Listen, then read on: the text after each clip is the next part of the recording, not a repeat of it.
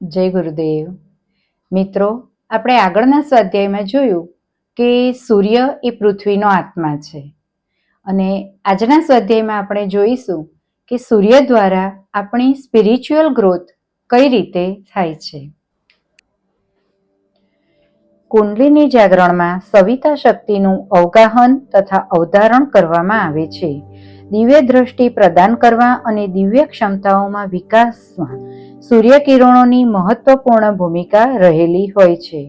મૂળાધારમાં સવિતા દેવતાનું ધ્યાન કરવાથી દિવ્ય દ્રષ્ટિની પ્રાપ્તિ થાય છે. મિત્રો, આપણા શરીરમાં 7 ચક્રો છે. મૂળાધાર એ આપણા શરીરનું સૌથી નીચેનું ચક્ર છે અને એના ઉપર જ આપણા શરીરના બધા ચક્રો આધાર પામેલા છે. તો એ મૂળાધારમાં આપણે સવિતા દેવતાનું ધ્યાન કરીએ તો દિવ્ય દ્રષ્ટિની પ્રાપ્તિ થાય છે. છાંદોગ્ન્ય અને બૃહદારણ્યક ઉપનિષદમાં પણ આ પ્રકારનો ઉલ્લેખ છે, જેના પ્રમાણે બધા પ્રાણીઓની દ્રષ્ટિ શક્તિના અધિષ્ઠાતા સૂર્ય છે. એમની આરાધનાથી દિવ્ય દ્રષ્ટિ પ્રાપ્ત થાય છે. પુરાતન કાળના ઋષિઓથી લઈને અર્વાચીન યોગી તપસ્વીઓની સાધના તથા ઉપાસનામાં સવિતાની મુખ્ય ભૂમિકા રહેલી છે. એનાથી મળેલા જ્ઞાનના આધારે એમણે અનેક ભૌતિક તેમજ આધ્યાત્મિક શોધો કરી છે, તેમજ પ્રકૃતિ પર વિજય મેળવ્યો છે. વાસ્તવમાં મનુષ્યની આધ્યાત્મિક ઉન્નતિમાં સવિતા દેવતાની મહત્વની ભૂમિકા છે. સૂર્યને હવે જીવનનું કેન્દ્રબિંદુ માનવામાં આવે છે. સૂર્યએ જ બધા ગ્રહોને પોતાની આકર્ષણ શક્તિથી બાંધી રાખ્યા છે. પાર્થિવ શક્તિ મનુષ્યને જેટલો પ્રભાવિત કરે છે એનાથી પણ અનેક ગણો વધારે તેને સૂર્ય શક્તિ પ્રભાવિત, ઉત્તેજિત અને આંદોલિત કરે છે. વનસ્પતિ તેની પાસેથી જીવન ગ્રહણ કરે છે. પ્રાણીઓને પણ પ્રાણ શક્તિ માટે મોટે ભાગે સૂર્ય પર જ આધારિત રહેવું પડે છે. સૂર્ય ઉપાસનાની વૈજ્ઞાનિક વિધિ દ્વારા મન અને શરીર પર પડતા સૂર્યના પ્રભાવને ઓછો વધતો કરી શકાય છે.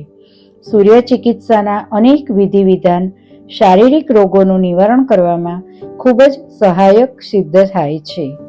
આપણે સૂર્યની સાધનાનું પતી જાય એના પછી સૂર્ય ચિકિત્સાનું પણ લઈશું.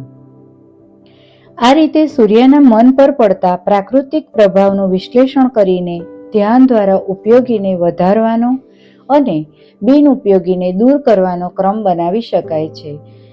સવિતા દેવતાના પ્રભાવોને ઉપાસના રૂપી ગરણીથી ગાળીને ગ્રહણ કરવાથી એવો લાભ મળે છે, જેવી રીતે પાણીને ગાળીને પીવાથી એમાં ભળેલી અશુદ્ધિઓથી બચી શકાય. સૂર્ય ઉપાસના માનવીય વિવેકની એક અતિ મહત્વની ઉપલબ્ધિ છે, જેને આપણે ધીરે ધીરે ભૂલી રહ્યા છીએ. જ્યોતિર્વિજ્ઞાનનો ભૌતિક પક્ષ હોય કે દૈવીય વિજ્ઞાન, એના રહસ્ય સૂર્ય સાધનામાં રહેલા છે. એની વિશિષ્ટ સાધનાઓથી પ્રાપ્ત થતી દ્રષ્ટિ જ એનું રહસ્ય ખોલવામાં સક્ષમ અને સમર્થ છે. આ સાધનાઓની ગૂઢતામાં ઉતરીને બ્રહ્માંડની રહસ્યમયી સૂક્ષ્મતાઓને જાણવી અને સૌરમંડળના ઉર્જા પ્રવાહોનો લાભ મેળવવો શક્ય છે.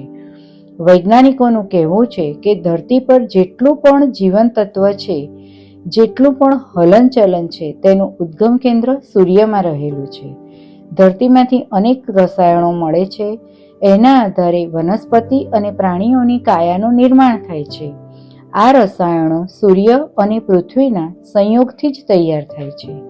સૂર્યનો પહેલો ગુણ છે કે તે ગોળ ગોળ ફરે છે, પણ પોતાના કેન્દ્રને છોડતો નથી. મનુષ્યનું કેન્દ્રબિંદુ છે માનવતા. એના પરથી ડગશો નહીં, એને છોડીને અહીં તહીં જશો નહીં. જ્યારે મનુષ્ય પોતાના કેન્દ્રબિંદુ એવી માનવતાથી ભ્રષ્ટ થઈને આમ તેમ ભટકવા લાગ્યો, ત્યારથી એના પર દુઃખ અને સંકટના વાદળો ઘેરાવા લાગ્યા અને મનુષ્ય મનુષ્યથી દૂર જવા લાગ્યો. જ્યોતિષ્મતઃ પથો રક્ષ ધિયા કૃતાન. એ તમામ માર્ગોની રક્ષા કરો જે બુદ્ધિગમ્ય છે, જેમને આપણા દીર્ઘદર્શી વિદ્વાન પૂર્વજોએ અપનાવ્યા છે. એ માર્ગોને છોડો નહીં. ભૂલમાં પણ એકબીજાની ધૃણા ના કરો. માનવતાના મહત્વને સમજો, એને છોડો નહીં. મનુષ્યનું જ્યારે પતન થાય છે ત્યારે સૌથી પહેલા એની માનવતા ખતમ થઈ જાય છે. તો મિત્રો, આપણે આપણી માનવતાને બચાવી રાખવાની છે અને એનાથી જ આપણે આપણી જે ગુણો છોડી દીધા છે અને આપણું પતન થઈ રહ્યું છે, એમાંથી આપણે ઉચ્ચ ગતિ જે કરવાની છે, તો પહેલો ગુણ તો આપણો છે માનવતાનો. તો માનવતામાંથી જ આપણે એના ગુણો વિકસાવીશું, તો એમાંથી આપણે દેવ માનવ થઈશું. જય ગુરુદેવ.